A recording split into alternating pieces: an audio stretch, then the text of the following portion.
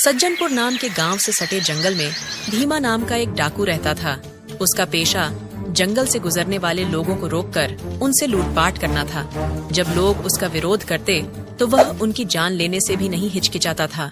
उसके परिवार में उसकी पत्नी माया और 2 बच्चे थे।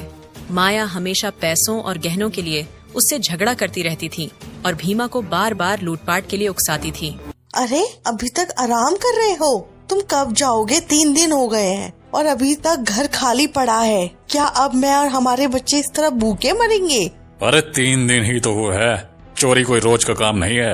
लोग अभी पिछली बार की लूट के डर से इधर आने से बच रहे हैं। थोड़े दिन इंतजार करो, फिर लोग लौट आएंगे। और वैसे भी जल्दबाजी में कुछ हाथ नहीं आता। जल्दीबाजी? हमें यहाँ भूखा मार के तुम्हें सब्र करना है। मैंने तुम्हें कितनी बार कहा है कि इस बार कोई अच्छा गहना या हीरे का हार ले आना। मैं कई दिनों से इसके लिए कह रही हूँ। अरे मैं थोड़ी बनाता हूँ ये हार। ऐसे लोग मिलने भी तो चाहिए। ठीक है, आज जाता हूँ, लेकिन पहले मुझे कुछ खाने के लिए दे दो। बहुत जोरों की भूख लग रही है। फिर जाऊंगा। खाना तैयार है, जल्दी खाओ और जाओ। खाना खाकर भीमा घर से जंगल की तरफ निकल जाता है और वहां पहुंचकर एक पेड़ के पीछे छिपकर राहगीरों का इंतजार करने लगता है। अच्छा, मेरी बात सुनिए हरिराम काका। आप इतने सारे पैसे लेकर जा रहे हैं, मैं भी आपके साथ चलता हूँ। आगे का रास्ता बहुत खतरनाक है। अरे नहीं नहीं बेटा, ये मेरे लिए कोई नया रास्ता नहीं है। मैं अब तक कितनी बार इस रास्ते से आया और गया हूँ, तुम्हें आने की जरूरत नहीं है। ठीक है काका, आप मुझे अपने साथ नहीं ले जाना चाहते। मैंने सुना है कि कुछ दिन पहले ही जंगल के रास्ते में चोरी हो गई थी। आप अपना ध्यान रखना काका। ठीक है, चलो मैं चलता हूँ, तुम अपना ध्यान रखना। हरिराम वहां से चल देता है और जंगल के रास्ते से अपनी यात्रा जारी रखता है।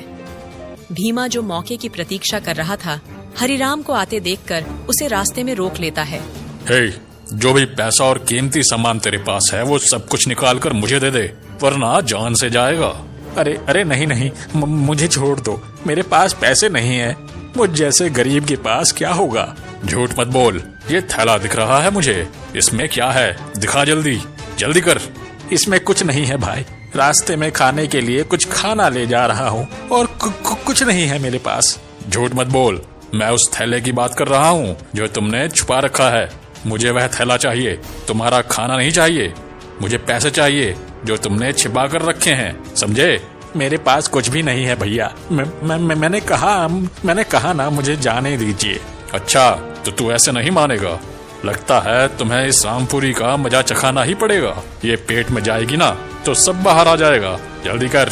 डर के मारे हरिराम वो थैला भीमा को दे देता है। भीमा उस थैले में पड़े पैसे देखकर खुश हो जाता है। इस थैले में बहुत सारे पैसे हैं। झूठे आदमी खुद को गरीब कहता है और थैले में इतने सारे पैसे छिपा कर रखे हैं। चल, अब मरने के लिए तैयार हो जा। भैया मेरी बात सुनो, इसमें मेरी बेटी की शादी के पैसे हैं। ये पैसे मैंने गांव से कर्ज लेकर इकट्ठे किए हैं। अगर तुम ये ले गए तो मेरी बेटी की शादी रुक जाएगी। ये पैसे मुझे वापस दे दो भाई, वापस दे दो। झूठ क्यों बोल रहा है? बेटी की शादी की बात करेगा तो क्या मैं तुझे यहाँ से जाने दूंगा? मेरे साथ यह सब नहीं चलेगा। मेरी बात सुनो भाई, ये पैसे मुझे दे दो, नहीं तो मेरा परिवार सड़क पे आ जाएगा। मेरे बिना उनका कोई नहीं है। चल ठीक है, तेरा ये पैसा तो तुझे अब नहीं मिलेगा, पर तेरी जान मैं बख्श रहा हूँ। लेकिन दोबारा यहाँ नजर मत आना। ये कहकर भीमा हरिराम को छोड़ देता है। हरिराम रोता बिलखता डर के मारे वहाँ से चुपचाप चला जाता है और उसके बाद भीमा भी वापस अपने घर चला जाता है। भीमा जब घर लौटा तो उसके पिता धीरन ने उसके हाथ में इतने सारे पैसे देखे तो वो हैरान हो गए। भीमा, ये तुमने किसका पैसा लूटा है? पिताजी, आज किस्मत बहुत अच्छी थी। आज एक ऐसा आदमी मिला जिसकी बेटी की शादी थी, उसी के पैसे छीन के लाया हूँ। तुम्हें शर्म नहीं आती भीमा? किसी की बेटी की शादी के पैसे लूट लेना पाप है। तुम्हें इसे बंद कर देना चाहिए। अच्छा, अपने समय में आप खुद ये काम करते थे और अब जब ये मैं कर रहा हूँ तो ये पाप हो गया। जाओ जाओ, पहले अपने समय को याद करो। मुझे ज्यादा ज्ञान देने की जरूरत नहीं है। बेटा, मुझे इस बात का पछतावा हो गया था, इसीलिए तो यह काम बंद कर दिया। अब मैं चाहता हूँ कि तुम भी इस पाप वाले काम को बंद कर दो। लालची मत बनो भीमा। तुम्हारे पास जो कुछ भी है उससे जमीन और खेत ले सकते हो, नहीं तो तुम्हें इन पापों की भारी सजा मिलेगी। मुझे जो कहना था मैंने कह दिया, बाकी तुम्हारी मर्जी। मेरे पास आपकी ये फालतू बातें सुनने का समय नहीं है। आप अपने काम से मतलब रखो, मैं जा रहा हूँ। अपने पिता से बात करने के बाद भीमा अपने घर पहुंचता है। ये लो माया, देखो इस बार मैं कितने सारे पैसे लाया हूँ। अब अगले 1 सप्ताह तक मुझे फिर से जाने के लिए मत कहना। वो तो ठीक है जी, पर तुम्हारे पिताजी क्या कह रहे थे? क्या वे तुमसे पैसे मांग रहे थे? नहीं, वो कह रहे थे कि मैं ये लूट मार का काम करना बंद कर दूं। उनके हिसाब से यह सब पाप है। अच्छा, उन्होंने भी तो अपने समय में यही काम किया है और उन्हें तब तक इसे किया है जब तक उनसे हो पाया है। तुम उनकी बात पर ध्यान मत दो। ये बताओ कि तुम बच्चों के लिए कुछ लाए हो या खाली हाथ ही लौट आए? हाँ, लाया हूँ। अपने बच्चों के लिए 1 जोड़ी कपड़े और मिठाई का डब्बा भी लाया हूँ। चलो उन्हें बुलाओ। हम यहाँ हैं पिताजी, आप मेरे लिए क्या लाए हो? बेटा, मैं तुम्हारे लिए 1 जोड़ी कपड़े लाया हूँ। वाह पिताजी, पिछली बार जो आप कपड़े लाए थे ये उससे बहुत अच्छे हैं। हाँ बेटा, इसकी कीमत भी तो पिछली बार के लाए हुए कपड़ों से 2 गुनी है। और ये देखो, मिठाई का डब्बा भी लाया हूँ। लो, इसे खा लो। पिताजी, इस बार जब आप काम पर जाओगे तो मुझे भी ले चलना, मैं भी साथ चलूंगा। नहीं बेटा, तुम्हें ये काम करने की जरूरत नहीं है। मैं नहीं चाहता कि तुम मेरे जैसा काम करो। 1 हफ्ता बीतने के बाद भीमा हमेशा की तरह फिर से चोरी करने के लिए निकल जाता है। आज मुझे किसी और रास्ते से जाना चाहिए। सुना है उस रास्ते पर सैनिक पहरा देने के लिए खड़े हैं। वहाँ जाऊंगा तो पकड़ा जाऊंगा। उसी रास्ते से रामपाल नाम का एक आदमी अपनी नवविवाहित बेटी चंपा के साथ जंगल के रास्ते से गुजर रहा था। रामपाल अपनी बेटी को लेकर उसके ससुराल जा रहा था। जल्दी चलो बेटा, थोड़ा और तेज चलेंगे तो हम 1 घंटे में अपने गांव पहुंच जाएंगे। तुम नवविवाहित जोड़े हो और किसी तरह की कोई घटना होने से पहले ही तुमको घर पहुंच जाना चाहिए। इस रास्ते पर चोर नहीं है पिताजी। हाँ, मैं जानता हूँ बेटा, ये पिछली बार वाला रास्ता नहीं है, ये दूसरा रास्ता है। यहाँ कोई खतरा नहीं है। इस जंगल को पार करने के बाद हम कुछ खाएंगे। भीमा उस रास्ते में एक पेड़ के पीछे खड़े होकर उन्हें आते हुए देख रहा था। वाह, लगता है इनकी अभी अभी शादी हुई है। फिर तो गहने भी बहुत होंगे इनके पास। अगर मैं इन्हें लूट लूं तो अगले 10 दिन तक आराम कर सकता हूँ। भीमा तुरंत उन तीनों के सामने जाकर उनका रास्ता रोक लेता है।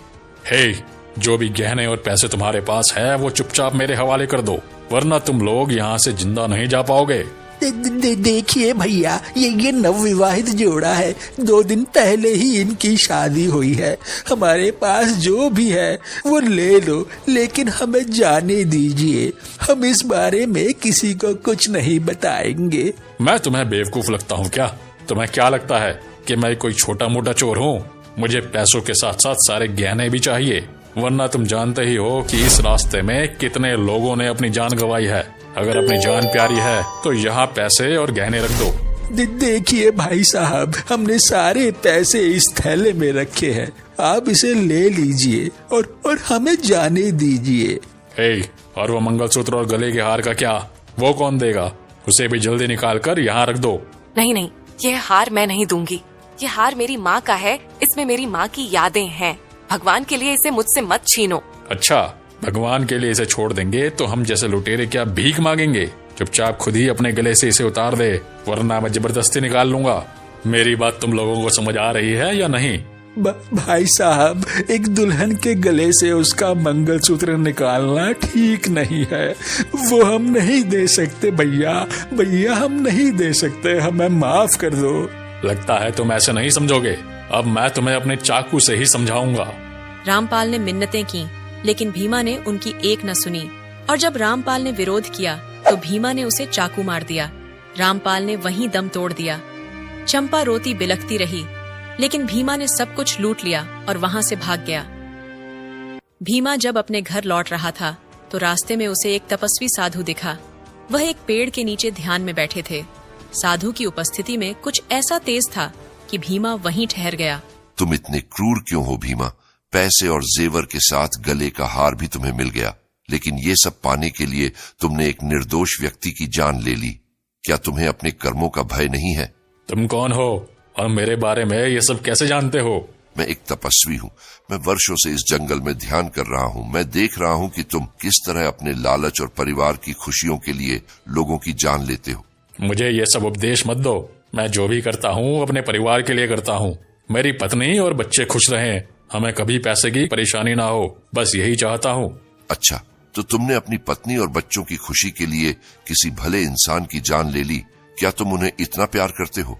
हाँ बिल्कुल, मैं जो करता हूँ उनके लिए ही करता हूँ।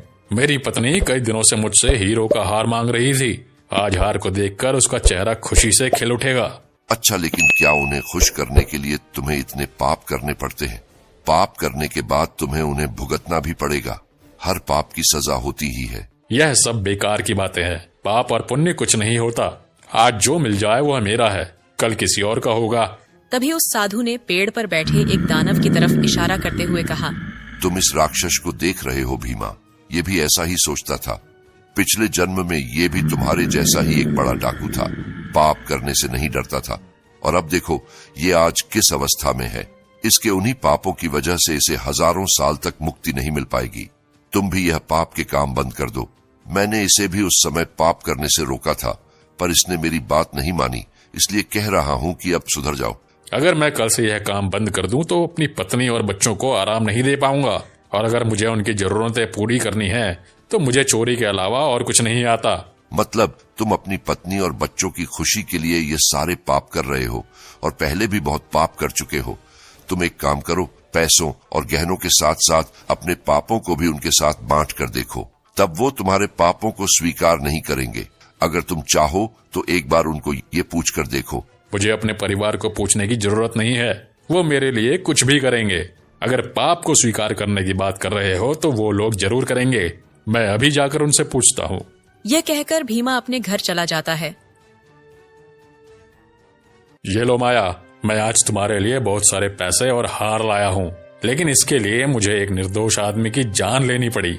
वाह, बहुत अच्छे। मैं हमेशा से ये हार चाहती थी। मैं जो कुछ भी मांगती हूँ तुम उसे बिना इनकार किए ले आते हो, इसलिए तो मैं तुम्हें बहुत पसंद करती हूँ। माया, मुझे तुमसे एक बात पूछनी है। हाँ हाँ पूछो, आज तो मैं बहुत खुश हूँ। माया, मुझे तुम्हारे लिए ये सब लाने के लिए बहुत पाप करना पड़ता है। मतलब आज मैंने एक निर्दोष आदमी की जान ले ली, तब जाकर तुम्हारे लिए ये हार ला पाया हूँ, और तुम्हारे लिए मैंने ऐसे बहुत से पाप किए हैं। तो क्या आप तुम मेरे इन पापों को भी बांटना चाहोगी? ये क्या कह रहे हो तुम? हम जो कुछ भी मांगे उसे लाना तुम्हारी जिम्मेदारी है। मुझे परवाह नहीं है कि तुमने इसे चुराया है या कड़ी मेहनत की है। सभी पाप तुमने किए हैं, और उनमें से आधा पाप आप मेरे साथ साझा करने चाहते हो। ये नहीं हो सकता। मुझे वो पाप नहीं चाहिए। मैं नर्क में नहीं जाऊंगी। क्या बात है माँ? पाप क्या होता है? पाप का मतलब है तुम्हारे पिता की चोरी और डकैती और दूसरे लोगों की मेहनत की कमाई को लूटना। हम डकैती को पाप कहते हैं। अगर तुम ये पाप करोगे तो नर्क में जाओगे। नर्क में तो बहुत कठोर सजा मिलती है। बेटा, क्या तुम मेरे कुछ पापों को बांटना चाहोगे? नहीं पिताजी, मैं नर्क में सजा नहीं पाना चाहता। आप जो करते हो वो आपका है, मुझे ये पाप नहीं चाहिए। देखा, न सिर्फ मैं बल्कि मेरे पेट से पैदा हुआ बच्चा भी तुम्हारे पाप को साझा करने के लिए तैयार नहीं है। तुमने जो पाप किए हैं वो सिर्फ तुम्हारे होंगे। कोई भी उस पाप को साझा नहीं करेगा। क्या हम नहीं चाहते कि तुम कोई अच्छा काम करो? माया और बेटे की बातें सुनकर भीमा की आंखें खुल गईं। उसे एहसास हुआ कि उसके पापों का बोझ केवल उसे ही उठाना होगा। वह साधु के पास वापस गया और बोला, गुरुदेव, मेरी आंखें खोलने के लिए धन्यवाद। मेरे अपने ही मेरे पापों को साझा करने के लिए तैयार नहीं है। वह तो कह रहे हैं कि यह सब मेरी जिम्मेदारी है। अब मैं यह पाप का काम छोड़ना चाहता हूँ। मुझे रास्ता दिखाइए। तुम्हें यह सारे कम छोड़ने पड़ेंगे। तुम्हारे पास जो भी धन है उसे गरीबों में बांट दो और अपने जीवन को अच्छे कामों में लगाओ। धीरे धीरे तुम्हारे पापों का प्रभाव कम होगा। बेटा, पाप से अर्जित कोई भी धन और सुख क्षणिक होता है। अंततः हमें अपने कर्मों का फल भुगतना पड़ता है। सही रास्ता अपनाकर ही जीवन में शांति और सुकून पाया जा सकता है। जाओ, तुम्हारा कल्याण हो। भीमा ने साधु की बात मानी और उस दिन के बाद उसने अपना शेष जीवन गरीबों की मदद और सेवा में लगा दिया। दोस्तों, कहानी अच्छी लगी तो लाइक जरूर करें और ऐसी ही मजेदार कहानियों के लिए इस चैनल को सब्सक्राइब करना बिल्कुल न भूलें। तो मिलते हैं एक और अनोखी कहानी में। तब तक स्वस्थ रहें, मुस्कुराते रहें।